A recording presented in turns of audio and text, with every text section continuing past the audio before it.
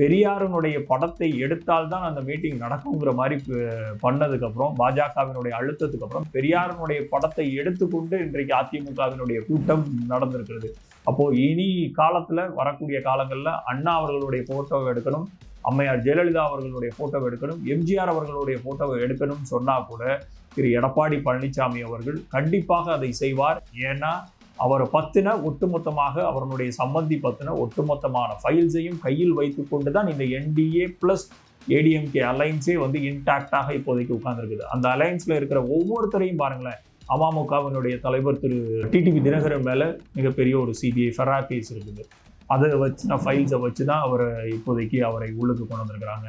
அன்புமணி ராமதாஸ் மேல மிகப்பெரிய ஒரு கல்வி நிலையங்களுக்கான அனுமதி கொடுத்த வழக்கு ஒன்று சிபிஐ வழக்கு பெண்டிங்ல இருக்குது. அப்போ ஒட்டு மொத்தமாக அந்த கூட்டணியில் இருக்கிற அத்தனை பேரனுடைய ஃபைலையும் கையில் வைத்து கொண்டுதான் இந்த கூட்டணி உருவாகி இருக்கிறது. அந்த கூட்டணியுடைய நீச்சி தான் இருக்கிற எல்லாருமே ஒரு சைடாகவும் பாரதிய ஜனதா கட்சி ஒரு சைடாகவும் உட்கார்ந்து இன்னைக்கு தமிழகத்தில் பாரதிய ஜனதா கட்சியினுடைய தலைமையிலான கூட்டணி தான் இருக்குது அப்படிங்கிறத தெள்ள தெளிவாக ப்ரூவ் பண்ணிட்டு போயிருக்கிறாங்க.